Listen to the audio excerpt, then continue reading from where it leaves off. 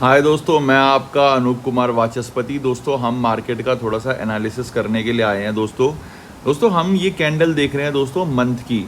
तो जैसा कि हम मंथ की कैंडल देख रहे हैं दोस्तों, तो इसमें हमें पता लग रहा है कि जो भी मंथ में अपवर्ड ट्रेंड था और अच्छा खासा खिंचाव वाला अपवर्ड ट्रेंड था, उसके अंदर देखो नीचे से दोस्तों विक ना किस तरह से ऊपर देखने को मिल रही है, या तो पूरी मारूबुजू कैंडल देखने को मिल रही है। और जो नीचे था ना, मतलब जो नीचे जा रहे थे उसमें नीचे की तरफ प्रेशर देखने को मिल रहा है।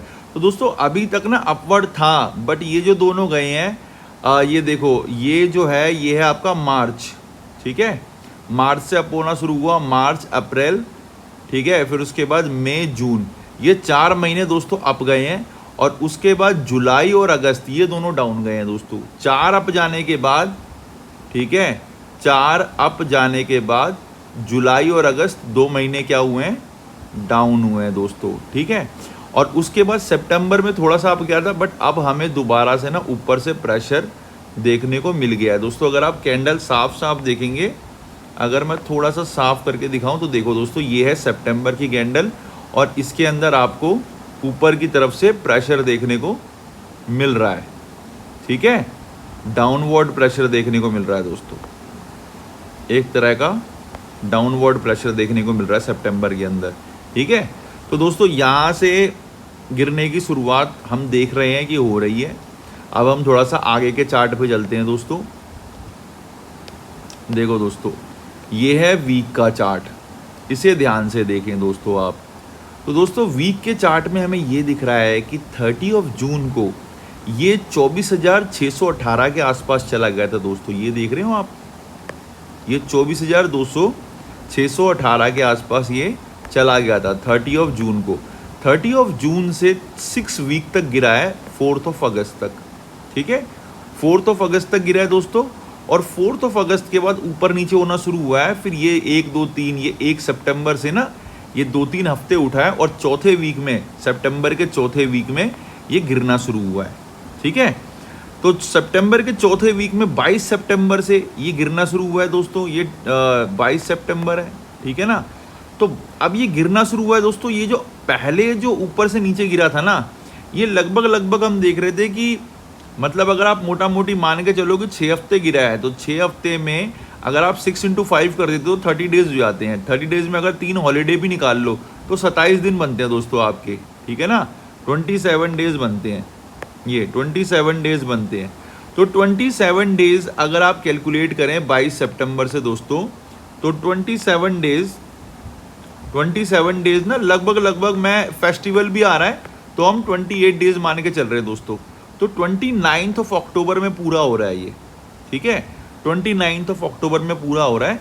तो 29 अक्टूबर में वापस अपने उसी लेवल पे पहुंच जाएगा ये 24,418 के आसपास। ठीक है, तो 24,418 के आसपास पहुंच जाएगा दोस्तों।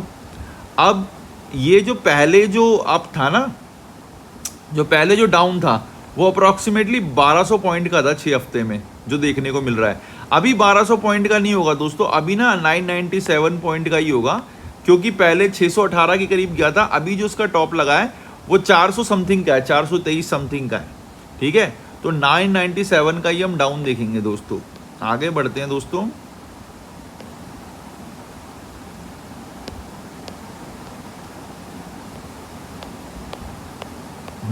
ये रहा, ये एक बहुत इंपॉर्टेंट चार्ट है दोस्तों, ये डे का है। ठीक है, तो इस चार्ट को देखते हैं दोस्तों अब। तो इस डे के चार्ट में दोस्तों हमें ये देखने को मिल रहा है, दोस्तों कि अगर हम देखें, यहां पर देखो दोस्तों आप, हाँ, तो यहां पर देखो आप, 18 सितंबर से ना, 18 सितंबर को इसका टॉप लग गया था। ठीक है, 18 सितंबर को इसका टॉप लग गया था 25,239 के करीब। मतलब ये हाई तो उसका और भी, इससे भी ऊपर गया था दोस्तों। वहाँ से ना ये 25 सितंबर तक गिरा है, 24,890 के करीब गिरा है दोस्तों। 6 दिन में ये 349 पॉइंट गिरा है दोस्तों। 6 डेज में कितने पॉइंट गिरा है? 349 पॉइंट गिरा है दोस्तों। तो अगर 18 सितंबर से 25 सितंबर 6 डेज में ये गिरा है 349 पॉइंट डाउन, तो उसके बाद 29 से 18 जो हमने पहले देखा था, 29 से 18 में कहाँ से कहाँ तक गया था, तो 29 सितंबर इसका बॉटम था दोस्तों, और ये 24,426 जो इसका बॉटम था, वहाँ से 18 सितंबर तक गया है 25,423। ठीक है, ये इसका हाई होगा दोस्तों, 25,423 तक गया है ये। तो 25 दिन के अंदर, 25 दिन में ना 997 पॉइंट उठाया दोस्तों। ये कितना उठाया, 997 पॉइंट के करीब उठाया। ठीक है, अब दोस्तों ये ना हमारा डेटा हम एनालाइज कर रहे हैं, ये ना हम एक अनुमान बना रहे हैं दोस्तों। मार्केट ना हमेशा नंबर का गेम है, आपके दिमाग में नंबर होने चाहिए, क्योंकि आपको क्या करना है, ट्यून करना है आपका माइंड मार्केट के साथ। ठीक है, हम फेल कब हो जाता है, जब हमारा माइंड ना मार्केट से फास्ट हो जाता है दोस्तों। हमें अपना माइंड ना मार्केट से फास्ट नहीं करना और मार्केट से स्लो भी नहीं करना। ठीक है, हमें क्या करना है, मार्केट के रिदम के साथ अपने माइंड का रिदम रखना है। ठीक है ना, मार्केट की रिदम के साथ अपने माइंड का रिदम बना के रखना है। तो दोस्तों हम ये देख रहे हैं कि 997 पॉइंट उठा था। अब देखो, तो अभी ये कितना गिर चुका है, 349 पॉइंट गिर चुका है। तो यानी कि अभी है इसके पास 600 पॉइंट के करीब। ठीक है, जो ये गिर सकता है। अब दोस्तों ये है 4 आवर का चार्ट, बहुत इंटरेस्टिंग दोस्तों। इसके अंदर ना हम इंट्राडे की गेम समझते हैं कि क्या हो रही है। तो दोस्तों इंट्राडे की अगर आप गेम समझने पे आओगे ना, तो देखो दोस्तों, ये जो चार्ट दिख रहा है ना आपको, ये है 23 सितंबर का। ठीक है, ये चार्ट है दोस्तों 23 सितंबर का। इसकी दोनों कैंडल ना बेकार दिख रही है दोस्तों। अगर मैं आपको इरेज करके दिखाऊं ना, ये देखो दोस्तों, ये है, ये चार्ट है 23 सितंबर का, और इसकी दोनों कैंडल ना 4 आवर वाली बिल्कुल बेकार दिख रही है, बिल्कुल बेकार दिख रही है दोस्तों।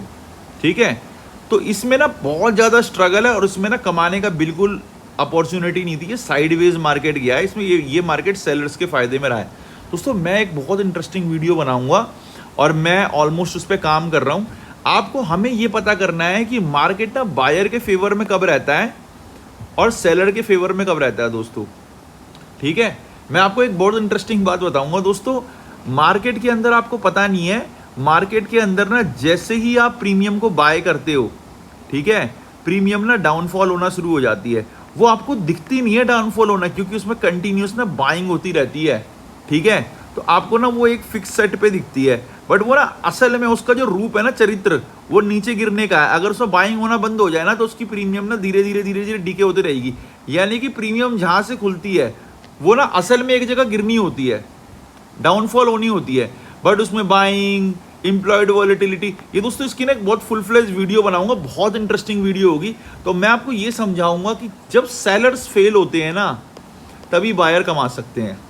ठीक है, तो वो कौन सी अपॉर्चुनिटी है जिसमें सेलर फेल हो जाएगा? जब सेलर फेल होगा तभी बायर कमाएगा दोस्तों, अदरवाइज बायर के कमाने के चांसेस नगण्य हैं। उसमें जो मैं आपको दिखाऊंगा ना, मैं आपको चांसेस दिखाऊंगा वीडियो के अंदर, नेग्लिजिबल है। बस एक ही गोल्डन अपॉर्चुनिटी बनती है जब सेलर फेल हो जाए, जब सेलर भागने लगे, एकदम जैसे मकान में आग लग रही है वैसे भागने लगे दोस्तों, वही टाइम होता है बायर के कमाने का। और वो मैं कह रहा हूँ रेयरली मिलता है, एक दिन में एक दो बस। ठीक है, तो दोस्तों ये ना अच्छा अपॉर्चुनिटी नहीं थी। ठीक है, अच्छी अपॉर्चुनिटी जो थी ना दोस्तों, वो आई है बाकी के 2 दिन, यानी कि 24 सितंबर, ठीक है, और आपका 25 सितंबर, इन 2 दिनों में आई है।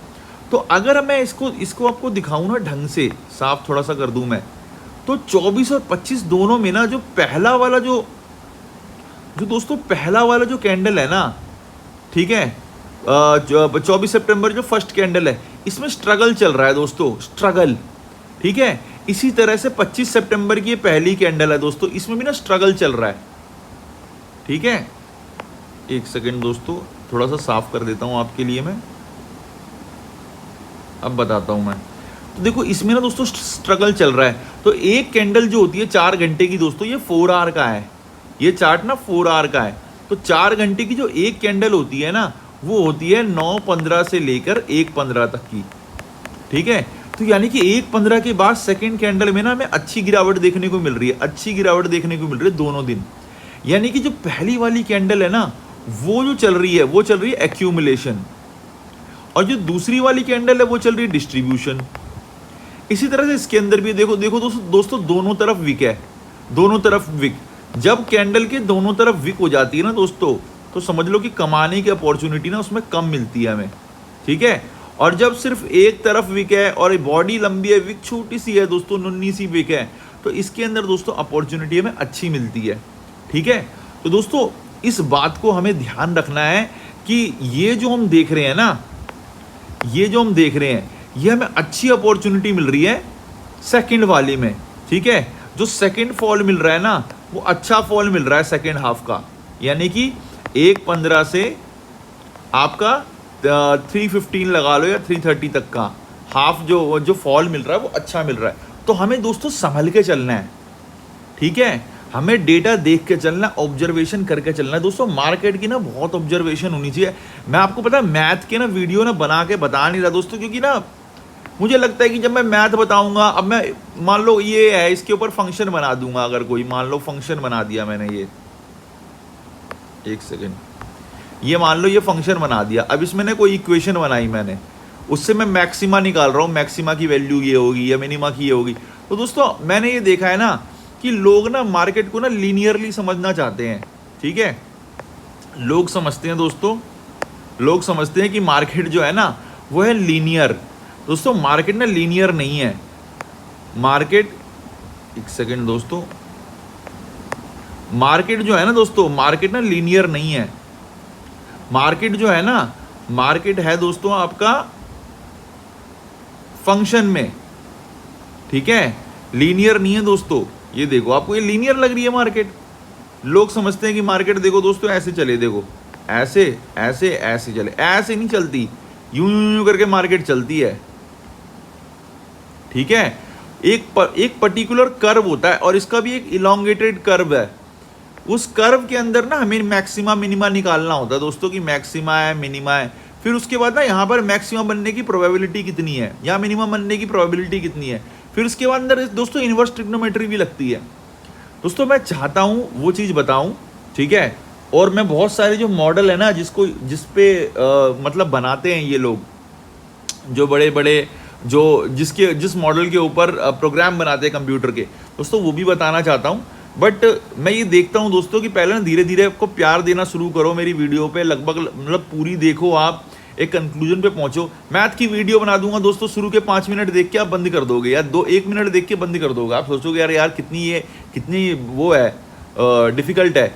बट डिफ़िकल्ट नहीं है दोस्तों, डिफ़िकल्ट नहीं है। एक बार उसका फॉर्मुलेशन आप समझ लो, और मैं बहुत व्यवहारिक ढंग से समझाऊंगा, और उसको ना जितने ज़्यादा व्यवहारिक ढंग से समझाऊंगा उतना टाइम ज़्यादा लगेगा, ज़्यादा इलैप्स होगा वो। तो कहने का मतलब है, इसलिए दोस्तों मैं बना नहीं रहा। अदरवाइज ना मैथमेटिकल अगर आप समझ जाओगे ना, तो ये जो है ये स्टैट है, ये जो मैं बता रहा हूँ ना ये स्टैटिस्टिक्स है, ठीक है। और इसका ना पता है, अगर हम इसको 10 महीने 5 महीने का देख लेना, तो हम इसका ना समेशन का एक पर्टिकुलर फॉर्मूला बना सकते हैं, ठीक है। हम इसका समेशन का फॉर्मूला बना सकते हैं, फॉर्मुलेट कर सकते हैं, इसको इंटीग्रेट कर सकते हैं, ठीक है। इसमें रेट ऑफ चेंज को देख सकते हैं। तो बड़ा मज़ा आता है दोस्तों मैथमेटिकल में। बट अगर आप स्टैटिस्टिकल भी समझ रहे हो ना, तो वो भी बहुत ग्रेट बात है दोस्तों, क्योंकि आपको नंबर की नॉलेज है, कहाँ से अप हो रहा है, कहाँ से डाउन हो रहा है, पहला फर्स्ट आवर सेकंड। अब मैं जो बनाऊंगा दोस्तों, अब मैं 1 आवर, ठीक है, और उसके बाद 15 मिनट और फिर 5 मिनट, इन तीनों की वीडियो अलग से बनाऊंगा, जिसके अंदर हम ये देखेंगे कि अगर कोई कैंडल बनी इस तरह से, तो कैसे वहाँ से ना किन कारणों से, या बहुत सारी कैंडल अगर इस तरह से बन रही है, इस तरह से बन रही है, तो कैसे ना वहाँ से ना मार्केट एकदम से अप हो जाता है, ठीक है।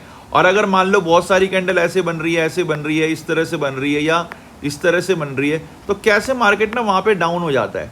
या फिर कैसे मार्केट ना हमें ना बेवकूफ़ बनाता है कि अप का बना के ना अप का दिखाकर और सीधा डाउन हो रहा है वो, ठीक है। वो तो उसको हम कैसे पकड़ेंगे, उस पैटर्न को हम अपने दिमाग में कैसे इस्टेब्लिश करेंगे, उस चीज़ के ऊपर वीडियो बनाऊंगा दोस्तों। मेरा बस दोस्तों एक ही टारगेट है, हम सब लोगों के अंदर दिमाग है दोस्तों, बस हमें दिमाग ना अप्लाई करना है, ठीक है। हमें दिमाग अप्लाई करना है दोस्तों, और ना अपॉर्चुनिटी 1 से 2 ही मिलती है दोस्तों। और बायर का काम वही है, वो पॉइंट ढूंढे जब सेलर्स फेल होते हैं, ठीक है। क्योंकि सेलर्स हमेशा और हमेशा ना विनिंग मार्केट जो है, अगर मैं अपॉर्चुनिटी की बात करूँ ना, तो हमेशा सेलर्स के पास हमेशा सेलर्स के पास ना अपॉर्चुनिटी बायर से ज़्यादा रहती है दोस्तों, ठीक है। बट एक दो मौके ऐसे होते हैं जब बायर जो होता है ना दोस्तों, बायर जो होता है वो बढ़त बना लेता है सेलर से, और यही मौका जो होता है ना, इसी को कहते हैं वॉलेटिलिटी, ठीक है, वॉलेटिलिटी। वो वॉलेटिलिटी का इंडिकेटर क्या है, वो वॉलेटिलिटी कैसे इंडिकेट होगी, ठीक है, इंडिकेट कैसे होगी, उसको हम टाइम कैसे करेंगे, उसे हम कैलकुलेट कैसे करेंगे, ठीक है। बस सारी बात इसी पे है, समझ रहे हो दोस्तों। तो इसको हम समझेंगे दोस्तों। प्लीज शेयर करें, लाइक करें, सब्सक्राइब करें दोस्तों, और मैथमेटिकल बने दोस्तों, टाइम को पकड़े दोस्तों। और दोस्तों प्लीज बी लॉजिकल, बी अरबपति एंड बी इंटेलिजेंट दोस्तों। हम सब इंटेलिजेंट है दोस्तों।